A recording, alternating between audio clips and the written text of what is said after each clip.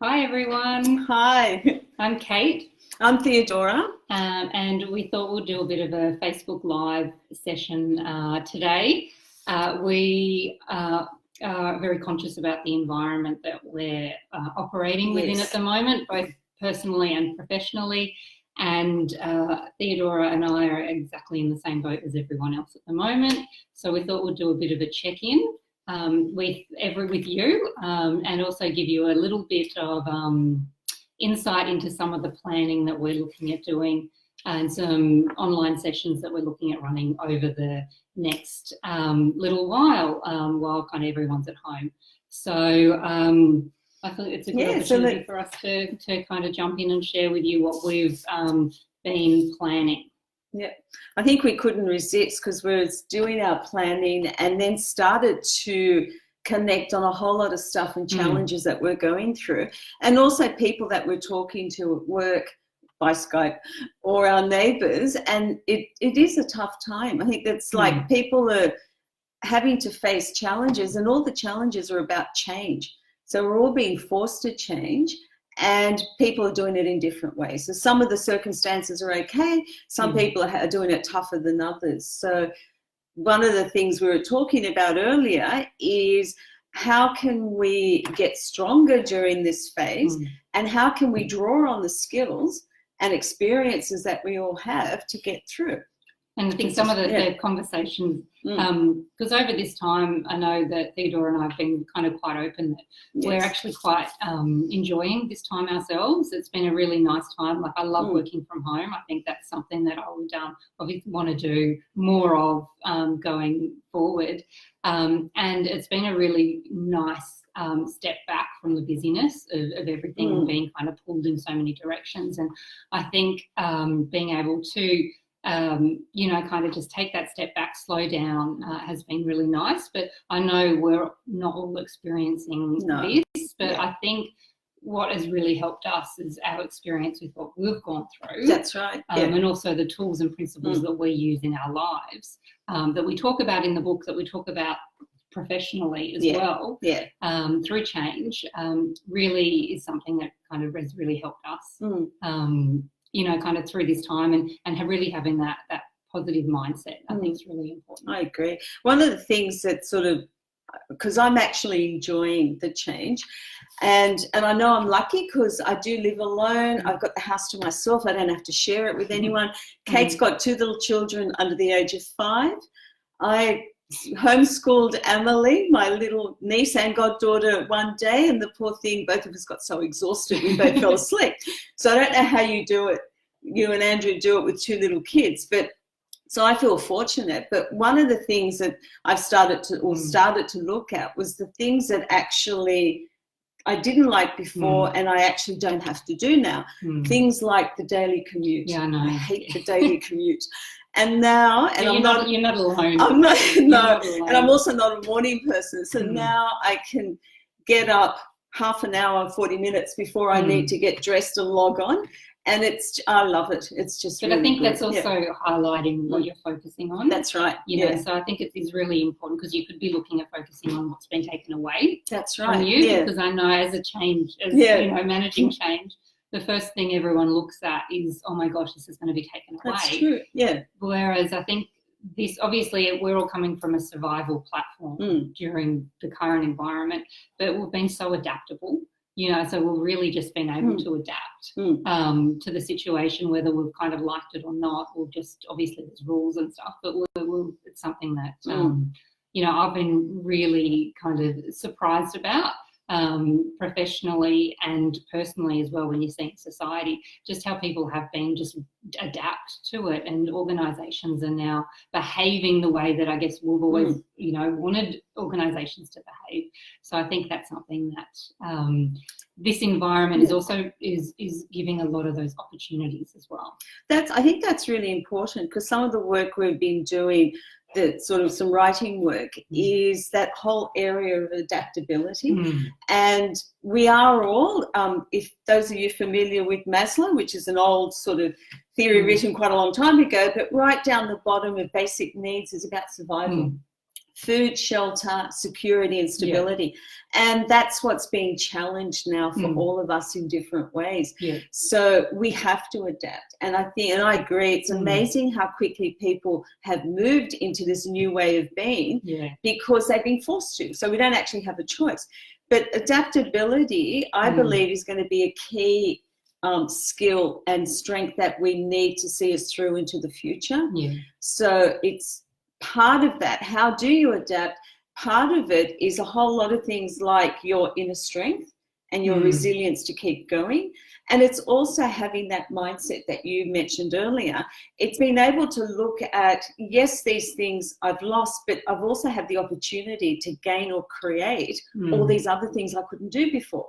So why sit in the space that's miserable going what I've lost and not move into the space that goes, yep, I don't like it, but I can do all these things, and have that time to reflect on what you can do differently and opportunities that you may not see if you're sitting over here. And that's all part of adapting.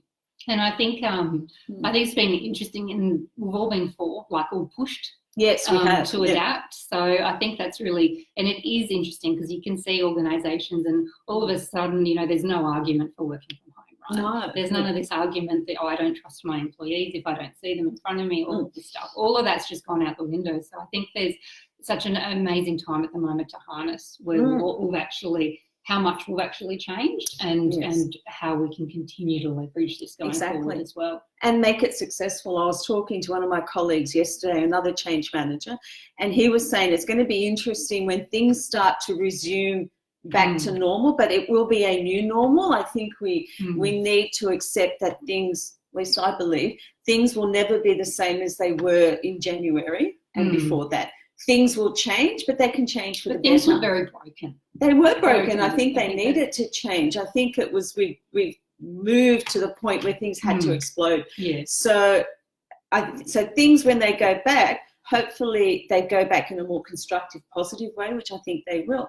But once we go back to the new normal, he was saying that it's going to be interesting to see what portion of people will want to recreate the old ways, and for example, ask people to come back to work, be present at work.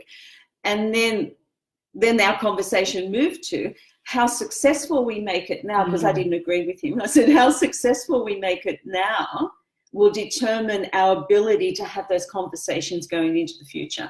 So if you've been able to work successfully, for example, work successfully from home, and everything is moving along nicely, it makes it really hard to sustain an argument that you must be present in the office. So we'll compromise those, and every situation is different, but it raises different questions that we didn't have a few months ago, which is good questions that we should be asking. So, and I think it just shows that we've got to constantly be adapting. And I think that's, change is just going to keep happening. And I think this is one of the reasons why. I think we wrote our book, really. Exactly. The change is just constant, and challenges are always going to be there. So to help yourself, and I know we've done a little bit of a talk about kind of change in work. But if you're looking at an individual and kind of coping at the moment, I know everyone's having a lot of different reactions to it. And I know at first I was probably a little bit in denial, when it was kind of, this is coming or whatever. It's like, whatever, it's not going to happen, it won't impact us. Almost that kind of denial. And then you could see it was, kind of things were getting more and more serious in the news. I was kind of like, oh my gosh, maybe this will, kind of. So then you can almost acknowledge that this is happening. But I think I've almost moved through that change curve to get to the point where you go, actually, this is really good. And I think we all move through that change curve at different times, but it's an interesting way of applying it from a personal level as well. That is interesting, because I think when it first started, I probably went into, I don't know if it was denial, more about what's the impact going to be on me and what does it mean for the way I do things. And I think it's normal to start going, I'm going to lose all these things. So, but then I sort of quickly went into, that's okay. I'm not going to miss some of those things. I also discovered I'm a little bit of an introvert. I thought I was always an extrovert, but I actually don't mind having some time on my own. And wish people would stop Yeah, but- Skyping me sometimes. But I think it's good Yeah. because it just shows, but then are you just extroverted in different ways? Because while you're isolated at home, Yeah. you're more connected than ever. Well, you are. It's Like, I've got that's- Skype calls with like- friends every day, and it's like, leave me alone now. I want time out. It's like, I need a break now. I need a Yeah. break. But I think it's also that opportunity for self-reflection that we don't normally have. Yeah. And I've really treasured that Mm. because we need to actually step back and go in. Yeah. And that's healthy because then it changes what comes out in a good way.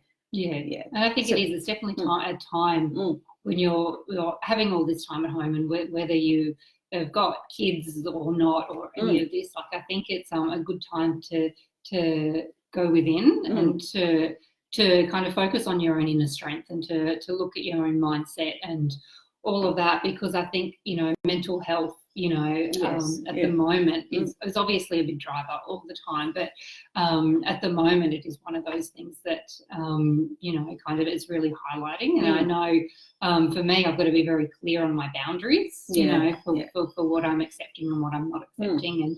And, and really kind of taking accountability for the situation you're in. And I think, we talk about this in the first resilience code is accountability. And for, we talk about, like, once you take accountability, you can take control. And I think going through this situation after I was almost in denial, kind of going, it's not going to happen, it's not going to impact us, it's, and then going, oh my gosh, it's here. And then once I took that accountability, you can actually put the controls in place. Exactly. You can go, well, this is the situation. We've got to homeschool. We've got to do this. You've got to kind of accept that it's happening, and then go, well, you can either make this, a good experience, or you can, kind of dwell in it. And obviously, you have your ups and downs, But I think, one of the big things is just making sure that you're moving forward and you're learning and you're growing. And I think as a society, we're learning and growing through this.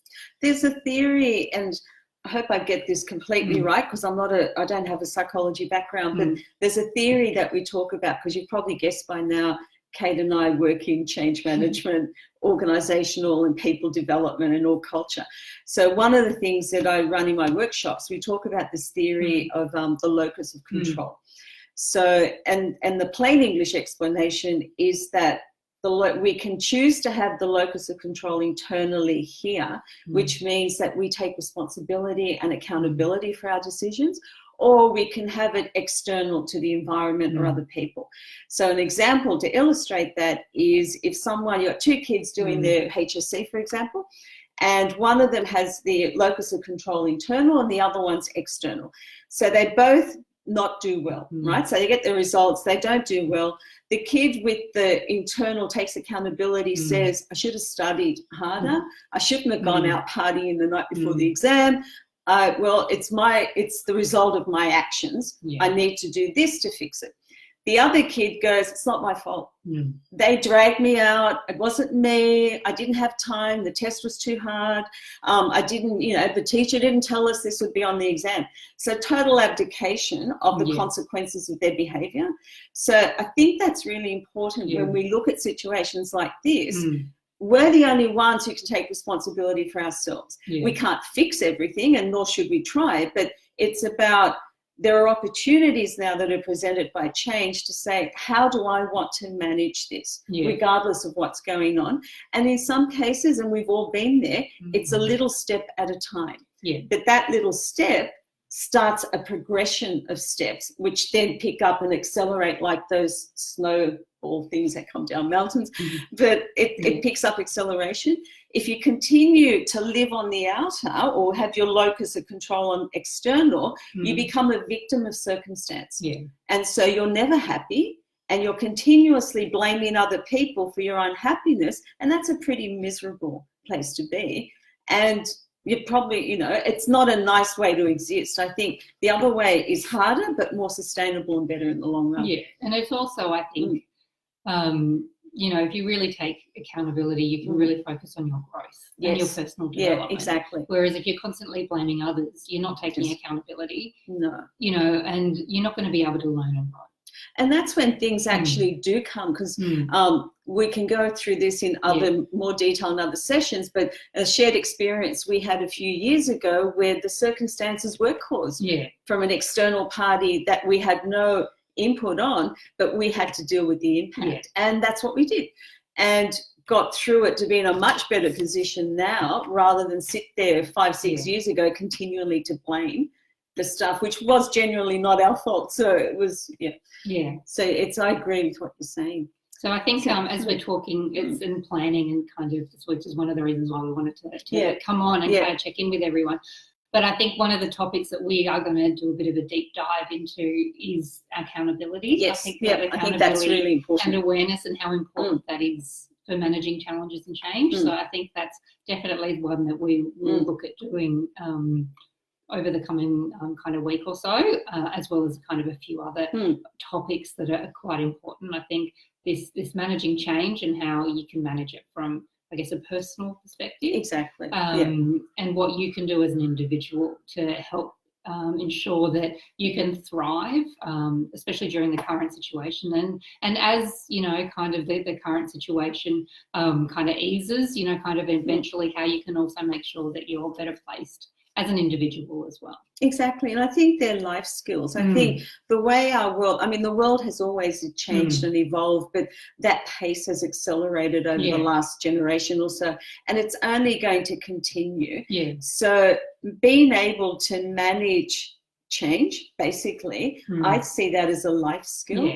And as it's a survival skill. It is a survival skill. Remember that quote attributed, apparently, it's attributed to Darwin, but he didn't really say it. Around Einstein? One of them said, I'm trying to work out before I run my session next week. It was either Einstein or Darwin. Who actually said it? But it was about the people, it's not going to, this is paraphrased, but it's not the smartest who will survive, or the most wisest and smartest and all those. That's not the skills you need. It's the ones who are most adaptable.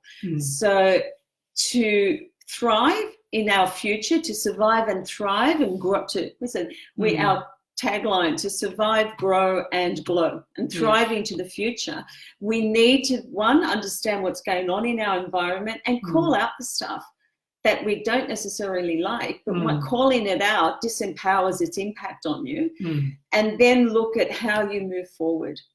And that's how we believe we grow and thrive in the future. So one of the things, as Kate was saying earlier, we wanted to share with you where we're at with our planning and share some of our experiences and knowledge and skills that we've learned that will help you and others through the environment we find ourselves in now, but also into the future.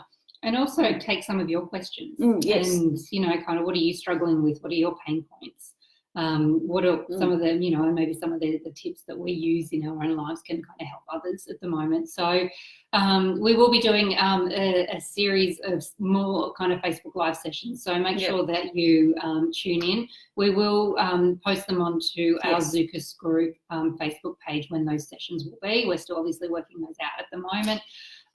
But as an interim, we are both the authors of the book Finding Your Inner Resilience, and I guess this is the kind of the 4 codes of resilience that we talk about in the book is going to be almost kind of woven through the series that we're going to be doing coming up as well. So it'll give you a bit of a deep dive into what we talk about in the book as well. Excellent. So have a good day, and hopefully we see you next week. Excellent. Check, as Kate said, check on the page to see the date and time, and any questions, just submit them through to the page so we can answer any questions that you may have out there. Excellent. Thank you. Right, see you. guys. Bye. See you next time. Bye-bye. Back to our planning. See ya.